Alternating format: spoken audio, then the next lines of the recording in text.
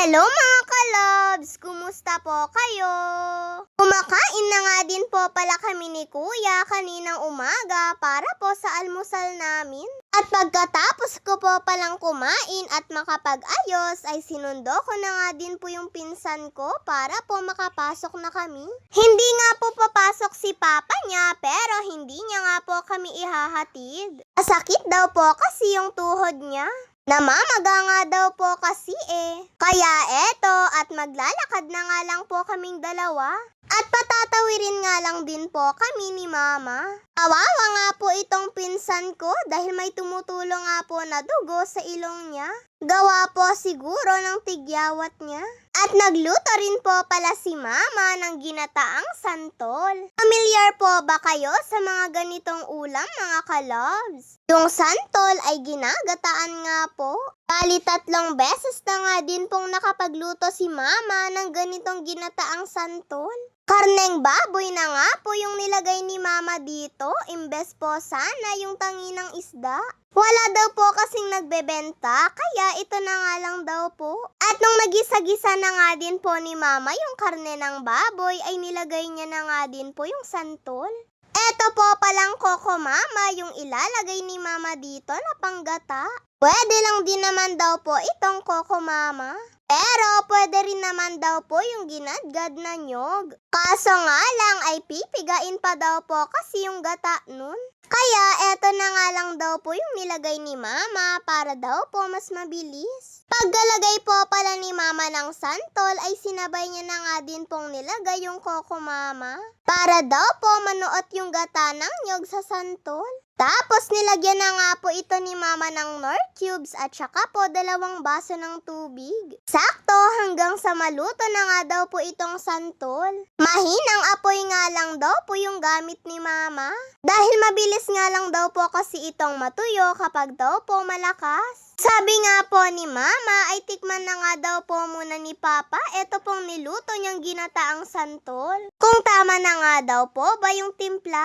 Pero hindi pa nga daw po ito luto mga kalobs. Si Papa nga din po pala yung nagpaluto ng ginataang santol kay Mama.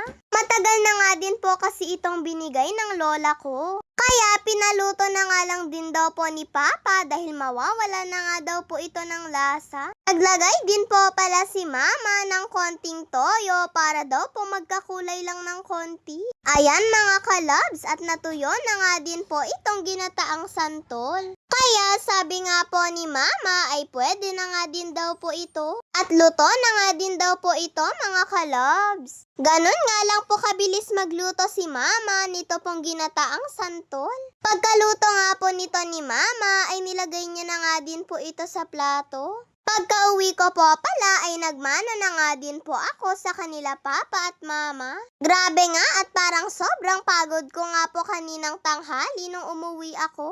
Kaya sabi nga po ni Mama ay magbihis na nga daw po ako at tikman ko na nga din daw po eto pong niluto niyang ginataang santol. Grabe mga kalobs, ang sarap nga po nito. Pero mas malasa nga po sana ito kung yung isdang tangi yung hinalo ni Mama. Ganun po kasi yung laging hinahalo ni Mama kapag nagluluto siya ng ganito At mas sobrang malasa nga po mga kalobs. At nagbigay na rin po pala si Mama kay Nanay. At pinatikim nga din po ni Mama kay Tita Sandra. Pagkatikim niya nga ay nagustuhan nga din daw po ni Tita kaya binigyan na nga din po siya ni Mama.